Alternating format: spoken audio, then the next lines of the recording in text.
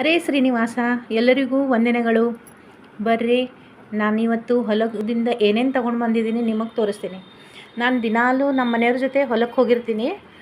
ಈಗ ಕಾಜು ಸೀಸನ್ ನಡೆದಿದೆ, ಹೀಗಾಗಿ ಕಾಜು ಬೀಜ ಆರಿಸೋದು ತೆಗಿಯೋದು ಎಲ್ಲ ಕೆಲಸ ಇರ್ತಾವೆ. ಆ ಸಣ್ಣ ಪುಟ್ಟು ಕೆಲಸ ಮಾಡೋದ್ರಿಂದ ಎಕ್ಸರ್ಸೈಸ್ ಮಾಡೋದು, ವಾಕಿಂಗ್ ಮಾಡೋದು ಯಾವುದು ಅವಶ್ಯಕತೆಯೇ ಇಲ್ಲ. ಆ ಕೆಲಸನೇ ನಮಗೆ ದೇಹಕ್ಕೆ ಸಾಕಾಗ್ತದೆ, ಹೀಗಾಗಿ ಹೆಲ್ತ್ನೂ ಆರಾಮ ಉಳಿತದೆ. ನಾ ಇವತ್ತು ಹೊಲದಿಂದ ಬರಬೇಕಾದ್ರೆ ಏನೇನು ತೊಗೊಂಡು ಬಂದಿದ್ದೀನಿ ನೋಡಿರಿ.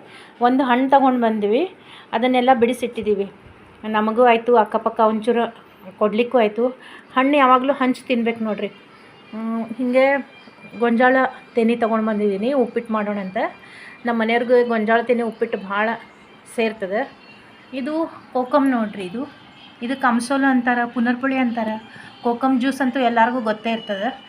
ಈ ಕೋಕಮ್ ಮತ್ತು ಈ ಪೇರು ಗಿಡ ಅಕ್ಕಪಕ್ಕ ನಾವು ಅಲ್ಲಿ 2 ಪೇರು ಕಾಣಿಸ್ತು, ಆ ಪೇರು ತಗೊಂಡು ಬಂದೆ.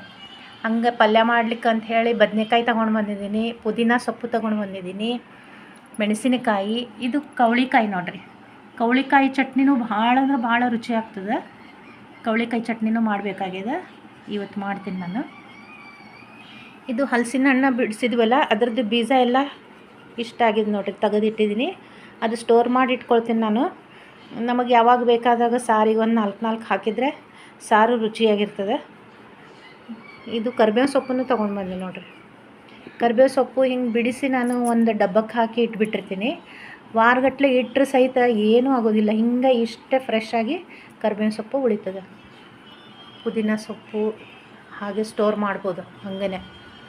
ಇಷ್ಟೆಲ್ಲ ನಾನು ಇವತ್ತು ಹೊಲಕ್ಕೆ ಹೋಗಿ ತೊಗೊಂಡು ಬಂದಿದ್ದೀನಿ. ನೀವು ಹಲಸಿನ ಹಣ್ಣು ತಿನ್ಲಿಕ್ಕೆ ಬರ್ರಿ, ಭಾಳ ರುಚಿ ಅದ ಹಲಸಿನ ಹಣ್ಣು. ನಂದು ವಿಡಿಯೋ ಹೆಂಗೆ ನಿಮಗೆ ಅನಿಸ್ತು ಲೈಕ್ ಮಾಡಿರಿ, ಶೇರ್ ಮಾಡಿರಿ, ಕಮೆಂಟ್ ಮಾಡಿರಿ, ಸಬ್ಸ್ಕ್ರೈಬ್ ಮಾಡಿರಿ. ಬಾಯ್.